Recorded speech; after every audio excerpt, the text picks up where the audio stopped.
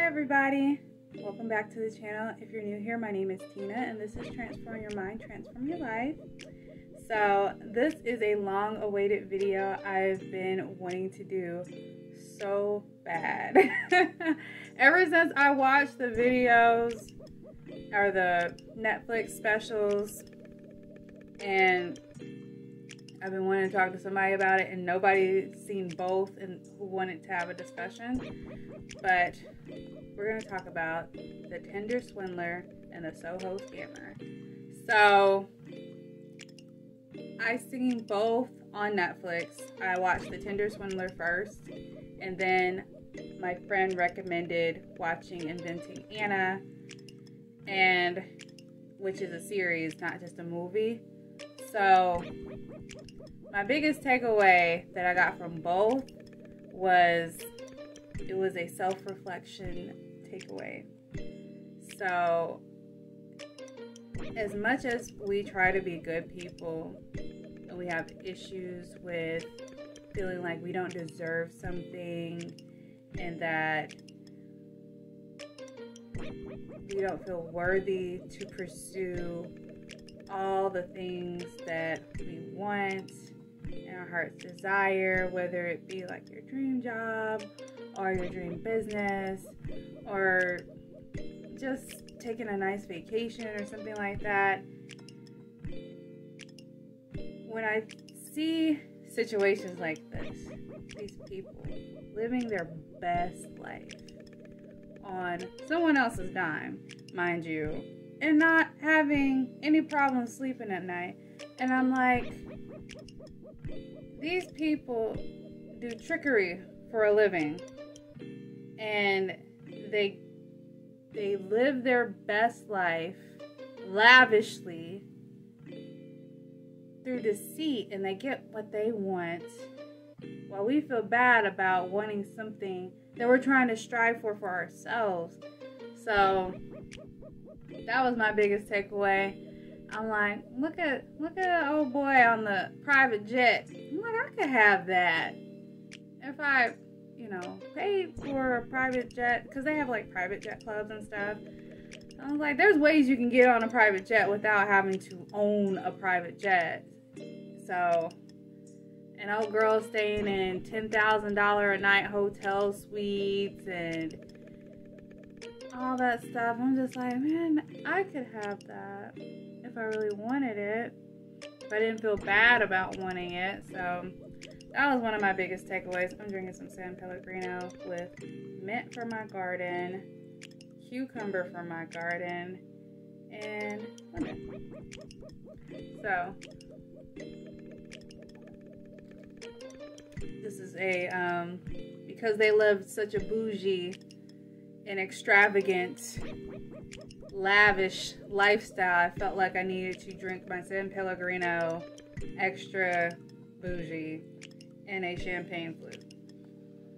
But let's get into it. The Soho Scammer. Listen, this Anna Sorkin, she was a trip, okay? But watching the actual mini-series on Netflix, I was very annoyed with the way this woman talked. It drove me crazy the way that she talked. I was thinking, like, this cannot be her real accent. Not the actress, but I'm saying they're portraying a person. So I'm like, this cannot be the way this woman talks. It cannot. I'm like, how did anybody take her seriously? And she had, like, the most annoying voice. And on top of that, she had a really nasty attitude. But if we put that aside for a second, and that this could just be me being a little, in a way, sexist, I don't know. But part of me was rooting for her. Like, I really wanted to see her get her little social club up and running and doing all the things that she envisioned doing in New York. And I was just like, I was like, she was so close. I really wanted her to actually do it, because I just wanted to see what would happen.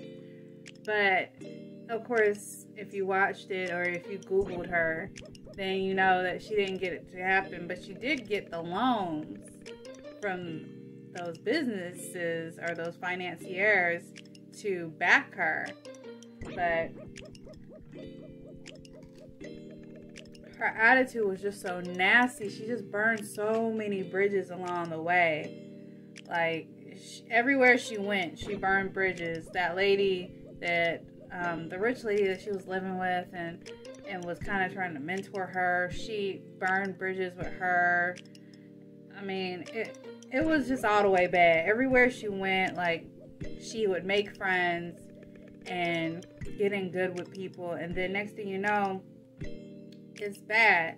They find out something about her. I think, like I said, her attitude didn't help at all. She was just so nasty and stuff. And so when I talk about not being a nice girl and nice girls need rehab and all that other stuff, I'm not talking about having a nasty attitude. Like, you don't automatically become the girl with a really nasty attitude that nobody wants to talk to and you're dismissing everybody. Everybody's beneath you. I'm not talking about that. I'm just talking about not being a doormat to anybody anymore. Not thinking that all of your actions, every little move you make, everything that you say, everything that you do, everything you don't do, things that you say no to, is going to affect how people like you or look at you and all that other stuff. That's what I'm talking about, because you can get wrapped up into this life where you're a fixture, like I said in my original video, that you're just like this fixture that people just depend upon. Like, oh yeah, so-and-so can do it. She's always there. She's always dependable. She's always ready. She always says yes. You don't want to be that person. You want to have boundaries. You want to have standards for yourself and for the people you let in your circle. That's what I mean when I say not being a nice girl anymore. I'm not saying that you need to be an entitled, spoiled little monster that wants everybody to kiss the ground that they walk on and, you know, throw rose petals at their feet and stuff. I'm not talking about that. So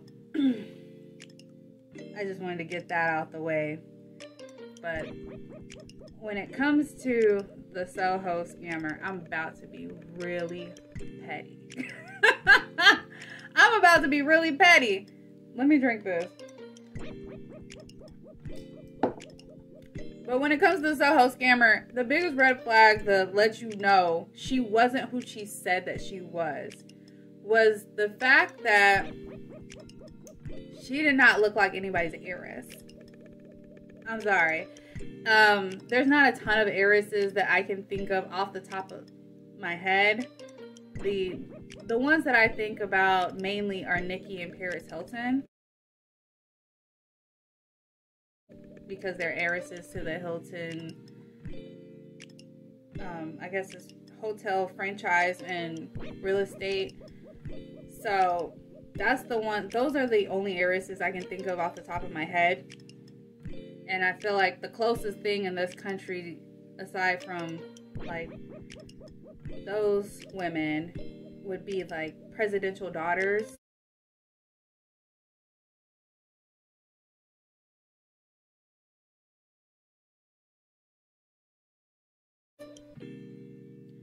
So, and then like celebrity children. So I think about how they look and how they present themselves, and then how she looked and presented herself. And they said it in the series, excuse me, which I thought was funny. I thought it was hilarious, because I was just like, I'm seeing these pictures of her and I'm like, homegirl needs a good conditioner. Like, you ain't had no Suave, you ain't had no Tresemme, Paul Mitchell couldn't hook you up. Like, you needed something, because her hair was just like really frizzy all the time. And I'm like, if you're an heiress, you telling me you can't? And I was like, that was like the biggest red flag. I'm like, you can't afford a good conditioner for your hair? You didn't know how to take care of your hair? You didn't have a stylist or anything like that? She wanted people to just see her clothes. So that was the easiest way for me to know, like, I looked at her old pictures when she had her Instagram up and stuff like that, and then the news clips and all that, and I'm just like, she didn't look like she was expensive. Like she had a bunch of money waiting on her, and I'm just, that was the thing that was like, everybody should have known she didn't have money. Because I'm like, I can literally go down the street and find women who present better than her. And I live in the Midwest. I live in the middle of nowhere in the Midwest. So I'm like, I can literally go down the street and find a woman who would present more expensive than her. She thought the labels in the expensive stays was her ticket to people thinking that she had money. And that wasn't the case, because I'm like, it's more to it than that. If you see any of like the celebrities, and like I said, like the presidential daughters, the Hilton sisters, especially like in the height of their popularity in the early 2000s, they looked expensive. It's not just because we knew they were Nikki and Paris Hilton. Like, they just looked expensive. They looked like they had good moisturizer. They looked like they had a good hairdresser. It wasn't just the clothes. It was all the other stuff too. And I mean, and sometimes it's the energy. Like, that's why it's hard for some celebrities to hide in person, because people just sense that you're not ordinary. You have energy that goes beyond just every single day. So she didn't have that. She didn't have that je ne sais quoi. She didn't have any of that expensive energy to fake it, really. And I feel like that's what got her found out easier. I mean, aside for her not paying stuff. That was the other thing. She didn't pay for nothing. Oh, I owe you the money. Okay, girl. Where's the money? Like, you have to pay people at some point. And that was the biggest thing. But yeah, she didn't look expensive. Like, she didn't look like she was well taken care of. And I think that's what I'm getting at when I'm saying expensive, because you can tell. You can just tell. In my opinion, you can just tell. And I'm looking at old pictures, like, because I also live in a college town. I'm like, I can find any girl at the college down the street that looks more expensive than her.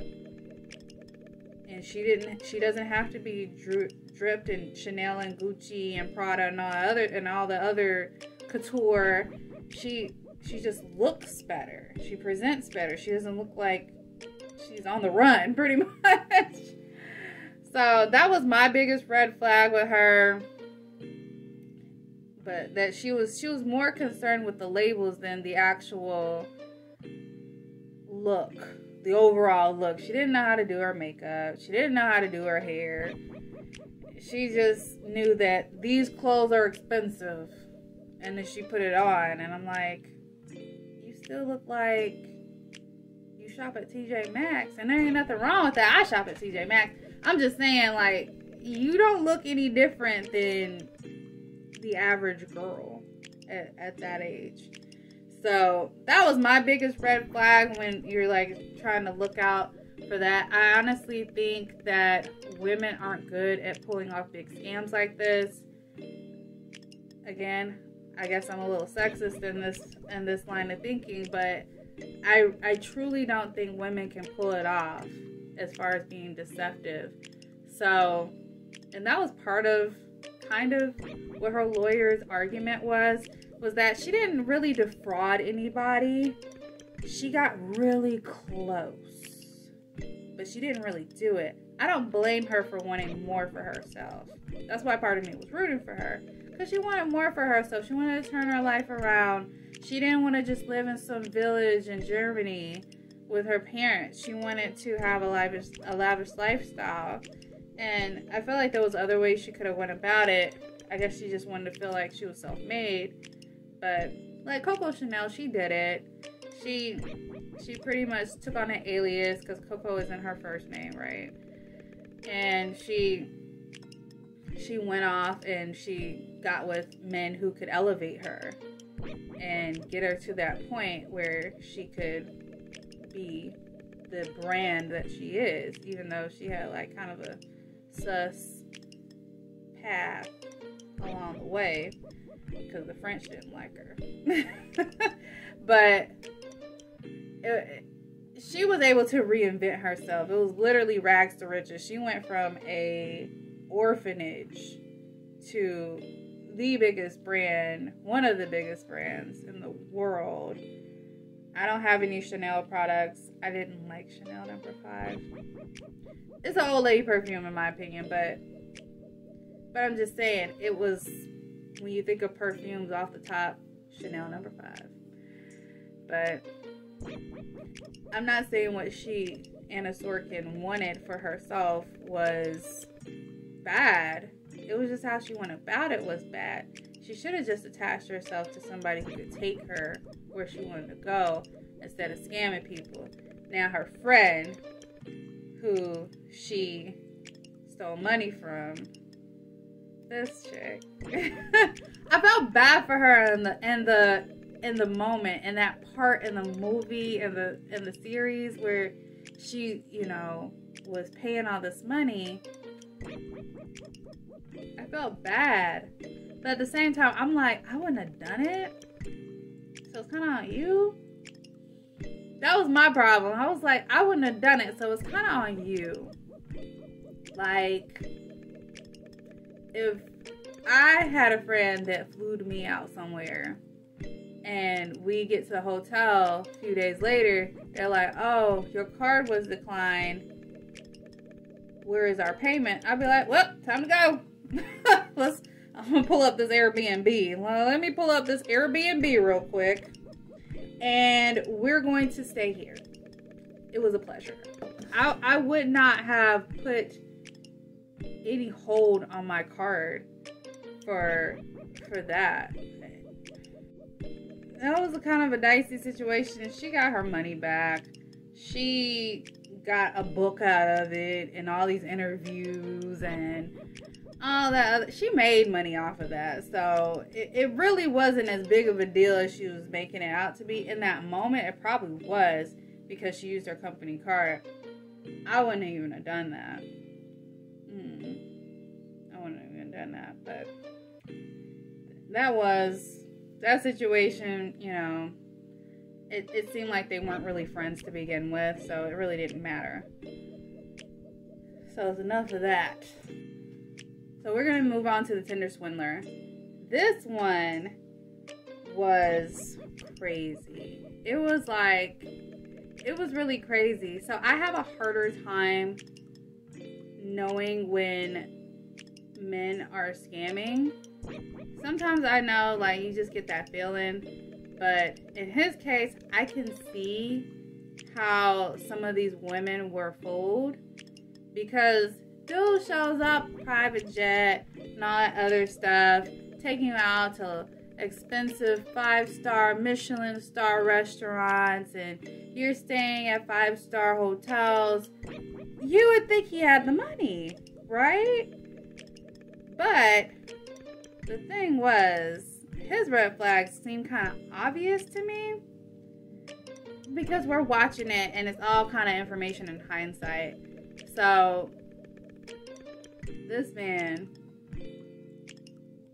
he was pretty much running a pyramid scheme, and like I said earlier, men are better at it. They just do it way better than we do. As far as scamming people, like, you think about what a pyramid scheme is called, a Ponzi scheme. It was named after a man named Ponzi. Like, how good are you at the thing that people call it by your name, right? So I'm just saying, he pulled off, I think he still is pulling it off, this crazy Ponzi scheme where he's asking these women for money, and each past girlfriend finances his new girlfriend's in his fun. And then he just goes off to his next victim. But, like I said, the biggest red flag was, how many millionaires do you see on Tinder? Let's be completely honest. Tinder is a free app. I'm pretty sure it has a paid version. But I'm just saying, Tinder of all places, the guy was good looking.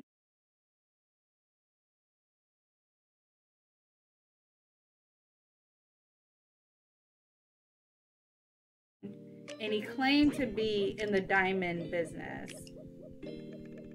So, men like that, they're not on Tinder looking for a relationship. If they're on Tinder, they're trolling for booty. But they're not really on Tinder because they have people. They have a network. They would have already met somebody. That's my personal opinion. I don't know too many millionaires. I know my brother's mentor is a millionaire, and I don't think he's on Tinder. I don't think he would be on Tinder if he really wanted a relationship.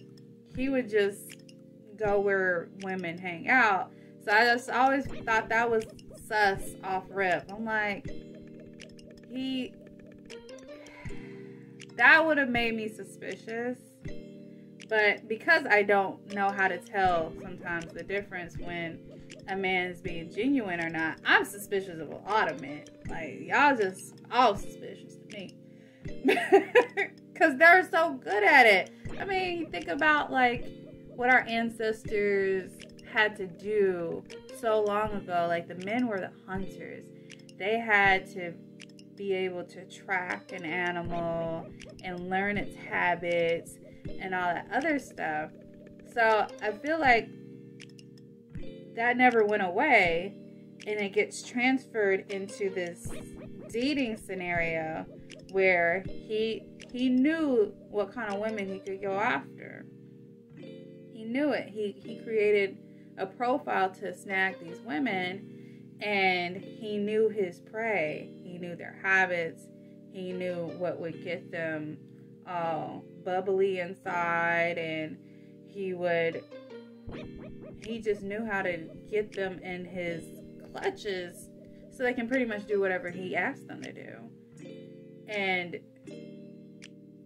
one of the biggest red flags, aside from him being a so-called millionaire on Tinder, was the fact that he had these women taking out loans to give him money to finance things because his so-called enemies was always after him. And I just thought it was so strange. I was like, I would have ghosted him if I was in this situation. I would have just ghosted him, because you think about it for real. Like, in all actuality, think about it. If a man is that rich, where he's in this diamond industry, which is like $1 billion industry, and like stuff don't add up, right? You're that rich that you're taking private jets, you're eating 5-star restaurants, you're staying in 5-star hotels, you only get the best anything. But you have to ask women that you're seeing to take out a loan to help you. That don't sit right with me. You know what I'm saying? Because if you are really in a crisis, wouldn't you have rich family members, rich friends that could help you get out of that crisis situation? Like, if we were in a crisis, I wouldn't just go and scam somebody to give me money. I would just go ask my family members, right? And they're just ordinary people. So I thought it was weird that they would do it. Because like I said, I just would have ghosted him. Like, I would have been like, oh, that's so bad. I can't believe that happened. And then I would block his number, because what is the reason? I'm not going to take out a loan. I'm not going to go into debt because you're in trouble. I wouldn't want to go into debt if I was in trouble. Like, I would just try to get the money somehow. So I understand why they did it, because they were like, oh, he took me on all these lavish trips and he's got a private jet, he's got a whole bodyguard, he must have money, he can pay me back. But it was just the way he went about it. It's like, I'm like, I don't understand how y'all don't know that this ain't right. It was only, and I noticed throughout this little movie, it was only like one woman who didn't get scammed, and it was the model. She was absolutely gorgeous, and she was a model. So he didn't make any money off of that. He couldn't scam her because she would just not talk to him. He made sure he went for like desperate women who were like looking for a fairy tale kind of thing, and for a man to sweep them off their feet, and they never got treatment like this kind of. He knew what he was looking for when he was asking these women to do these things. He knew that he got the ordinary, because these women were not extraordinary beautiful.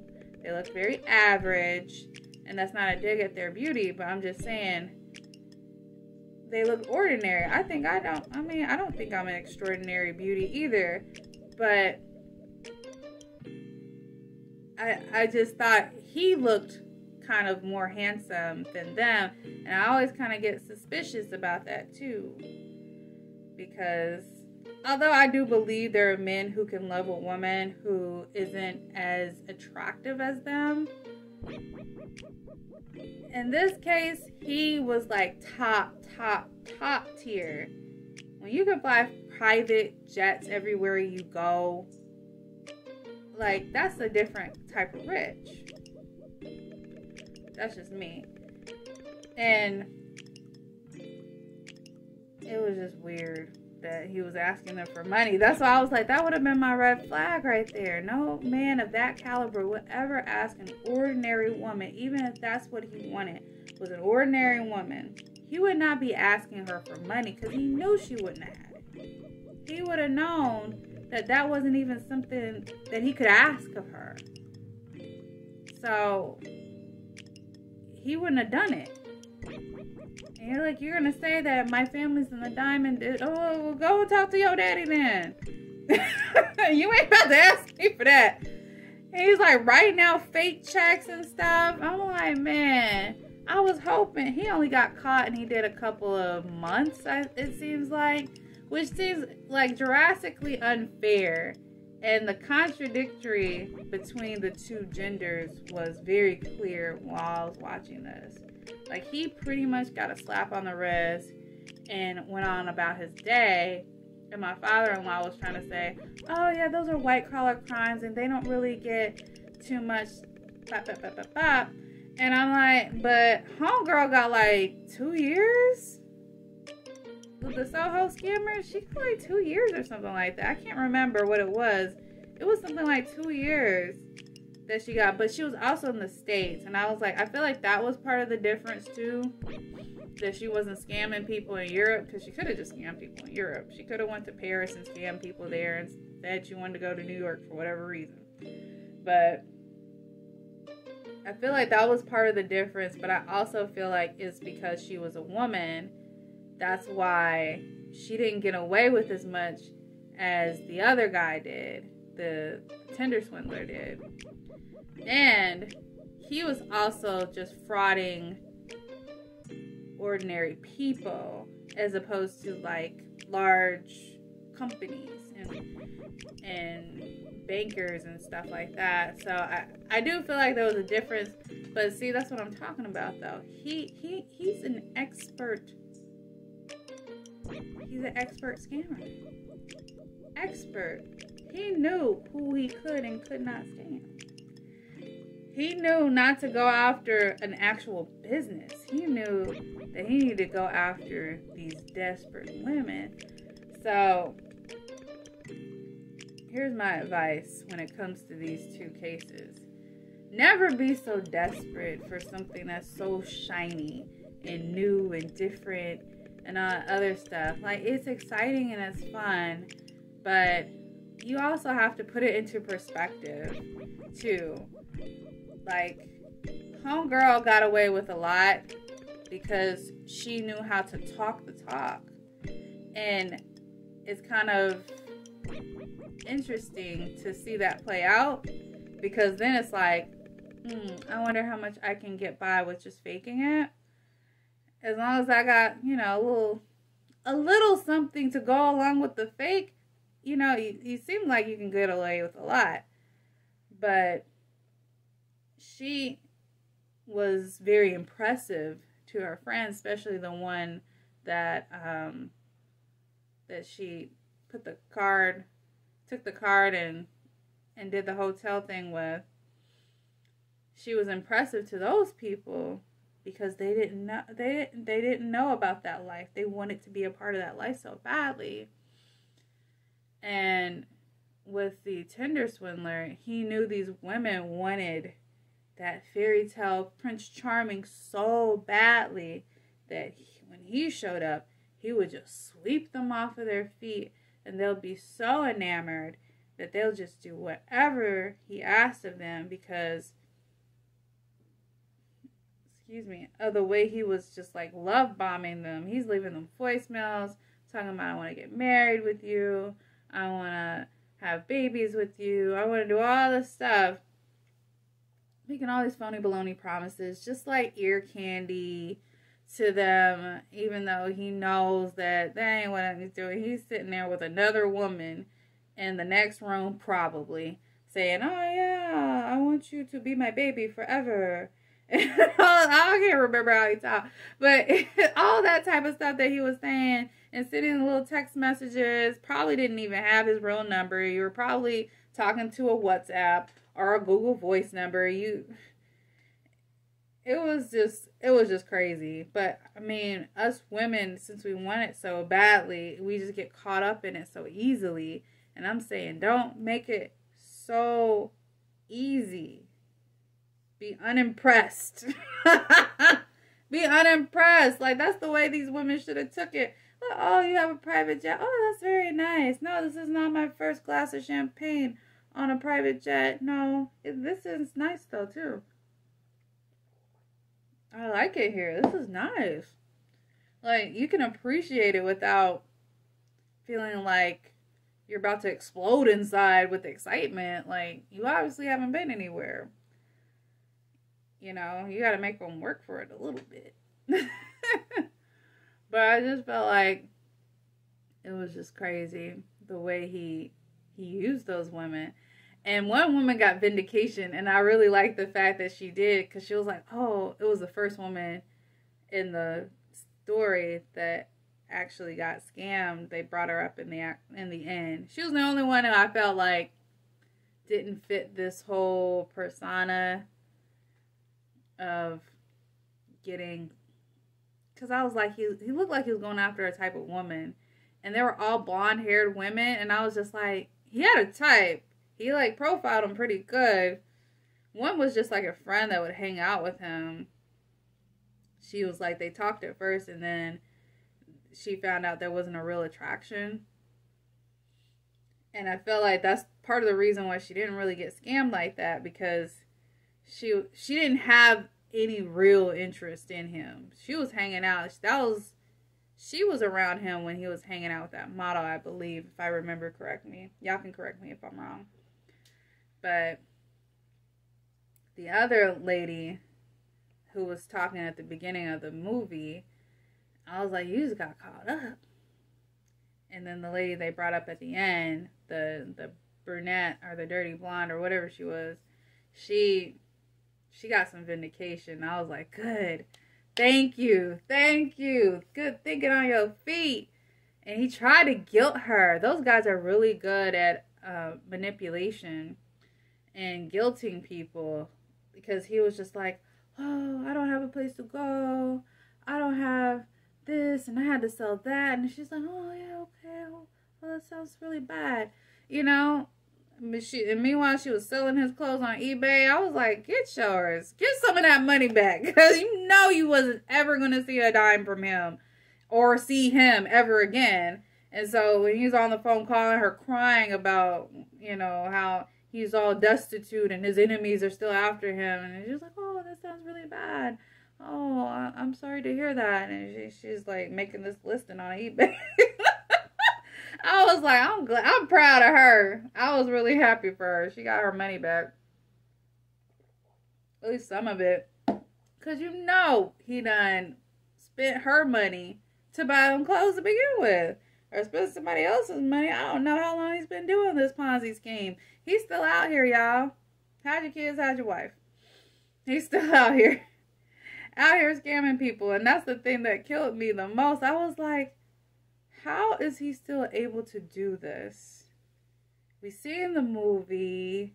We seen all this warning. He had to take down his Instagram. We had to go through all this stuff. He's still out here scamming people. It's crazy. But it happens every day. Like, I've been watching the show Catfish for years. And I'm just like, I don't know how y'all don't know these people are catfish. I be calling it every single time. I was like, that's a catfish. That ain't who she... I was like, I can already tell you they ain't who they say they are. They don't ever show you their face. They don't ever, you know, talk on the phone or something like that. I was like, how do y'all keep getting scammed like this? Y'all just want to believe in something so much that you would let anybody talk you into anything. So that's the way I felt about this situation. Like, he was like an in-person catfish, and he was just scamming all these women, and he's still out here scamming. I was like, I can't imagine women still falling for this. But that's just crazy to me. I'm just saying, it's crazy. I can't fathom it because, like I said, I keep a tight hold on my purse strings, really tight. So if a man was seeing me and he was trying to ask me for that large amount of money, because we weren't talking about not even like a couple $10,000, like it wasn't like he was asking them for 10 grand. He was asking them for 20, 30, 50. They're taking out second mortgages. They're doing all this stuff to get this money. And he would pay him back little. He'll say you paid him back with a rubber check. He would pay him back. I gave you $1,000. I gave you this money back. And it was like, it bounced. That check bounced. I don't know what else to say to you. I paid you your money. And I'm like, I would call the police right there. I don't like that. All the love would have been gone. I would not have been, no. Asking him for money, no. I'd be on the phone with him trying to track his location so I can send the authorities. I couldn't do it. I just couldn't do it. But that's my spiel on it. I hope y'all enjoyed this video. It's quite long, but it was a lot to talk about with this one. But let me know if y'all watched these two Netflix specials and what you think about it. If you think that these people, these women deserved what they got. Do you think that people shouldn't be so naive? Do you think people should keep their hearts and minds open? Because you never know when love will be lurking around the corner, or good friends or whatever. Leave it in the comment section below, and I will talk to y'all later. Okay, bye.